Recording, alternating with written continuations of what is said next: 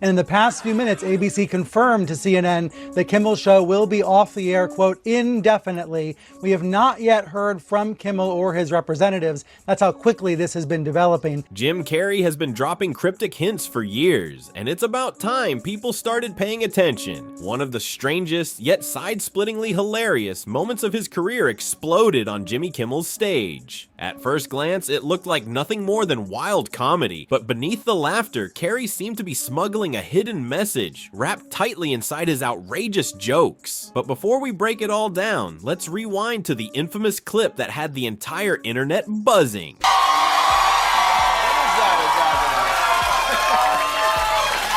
Is that a gang sign? Have you, Oh, like you don't know what it is. You don't know what that is. I have no idea. You don't know. Jimmy Fallon doesn't know. David Letterman doesn't know. We don't know. All the comics and show business don't know what this is. Right?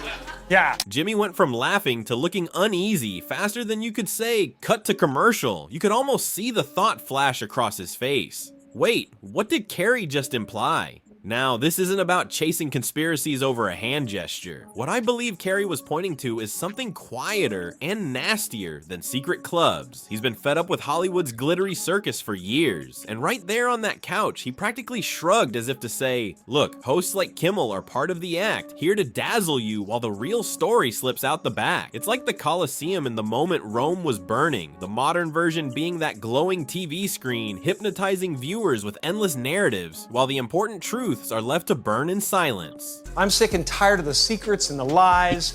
It is the secret symbol of the Illuminati, and you're a part of it, and it is the all-mocking tongue. Oh, I like it. It uses scraping. It's the symbol of the all-mocking tongue.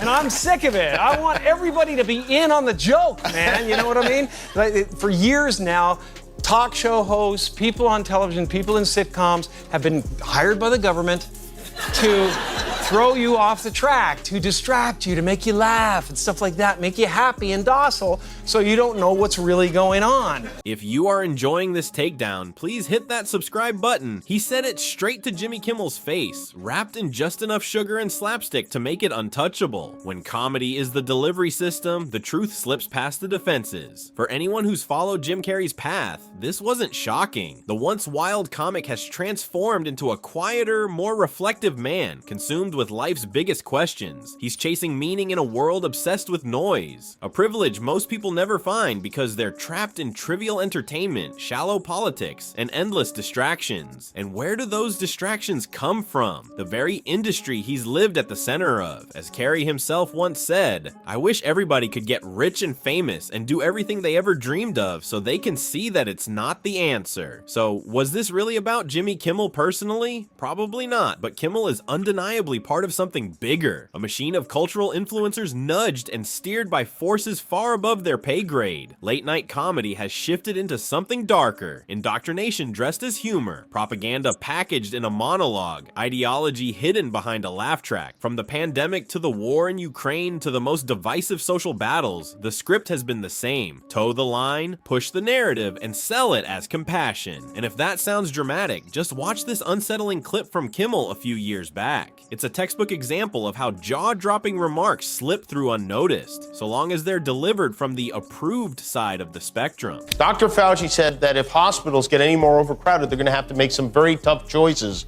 about who gets an ICU bed. That choice doesn't seem so tough to me. Vaccinated person having a heart attack? Yes, come right on in. We'll take care of you. Unvaccinated guy who gobbled horse goo? Rest in peace, Wheezy.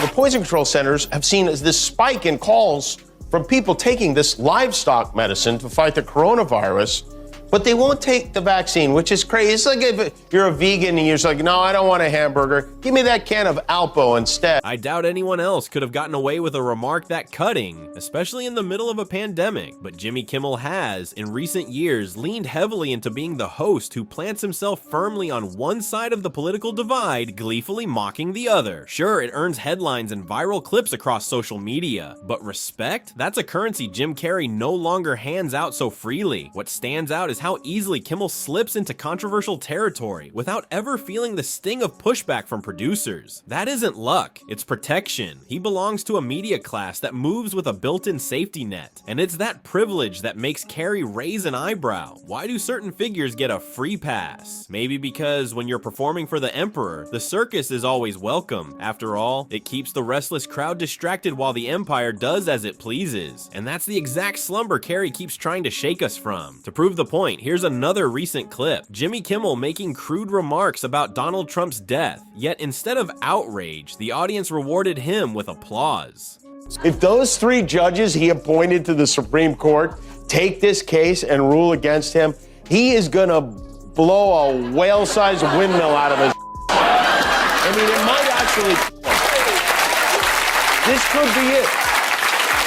Sometimes I wonder, once Trump has been gone and buried on the 18th hole of one of his golf courses, will things get better, or will we have a whole new crop of MAGA brains to deal with? It's the kind of hollow political comedy that doesn't bring people together. It tears them apart. Instead of sparking curiosity, compassion, or dialogue, it spreads bitterness and fuels division. And that's the trick. It's a distraction, keeping millions locked in resentment rather than daring to reach across the aisle, discover something new, or make peace. Naturally, Donald Trump wasn't exactly thrilled about being Jimmy Kimmel's perennial punching bag, the centerpiece of endless monologues and late-night cheap shots. But when you step back, the contrast with Jim Carrey is striking. The man who once made the world roar with laughter has turned inward, chasing meaning instead of mockery. From that perspective, the endless political tit-for-tat feels small, almost trivial. Nothing drove this home for Carrey more than the missile scare in Hawaii back in 2018. For 10 agonizing minutes, he believed the end had come, that he was living his final moments on Earth, and in that window of terror, all the glitz, all the headlines, all the distractions evaporated. What remained was the raw truth of how fragile and fleeting life really is, and how meaningless so much of our noise becomes in the shadow of mortality. I sat on the lanai and looked out at the ocean, and at that point I started going, okay, well, what can I do with this last moment of time? And I just decided to go through a list of gratitudes, and honest to God, I could not stop thinking of wonderful things that have happened to me and blessings that I've had. So it was lovely. It was lovely, and I got to a point of grace at about 2 minutes to spare when I found out it wasn't actually happening. And all I was planning to do was close my eyes and be thankful, because it's been a good ride. In recent years, Jim Carrey's outlook has shifted dramatically, shaped not only by age, but by deep personal loss. The death of his girlfriend in 2015 forced him to confront mortality head on, and in that moment, much of what once seemed important began to collapse.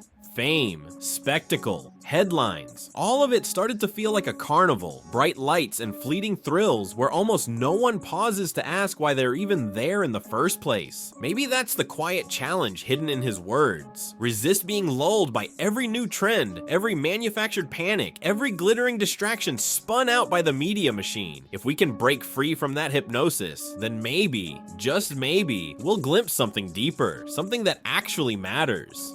Kimmel has no talent. They're next. They're going to be going. I hear they're going to be going. I don't know, but I would imagine because they get, Colbert has better ratings than Kimmel or Fallon. You know that.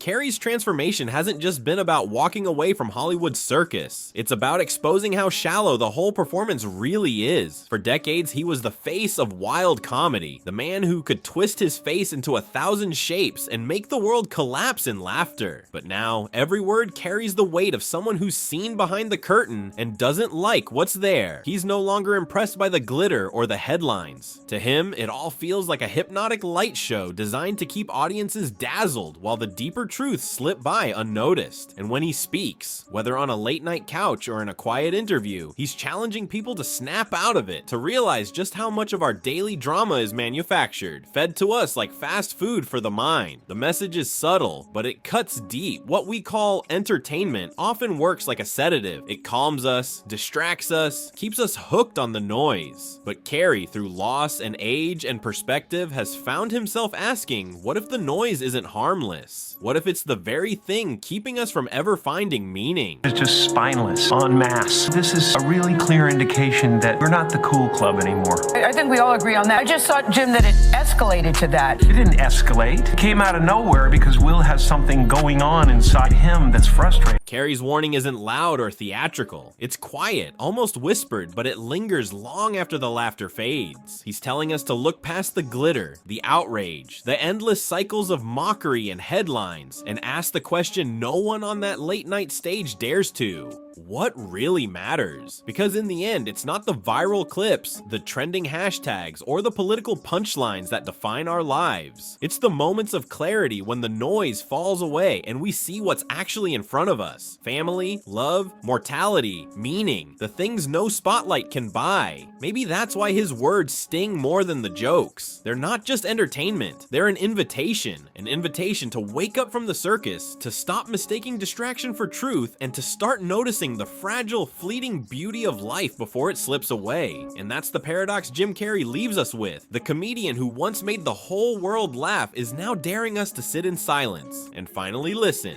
In the end, Carrey's message is simple. The jokes were never just jokes. They were warnings, urging us to look past the circus and pay attention to what actually matters before it all slips away.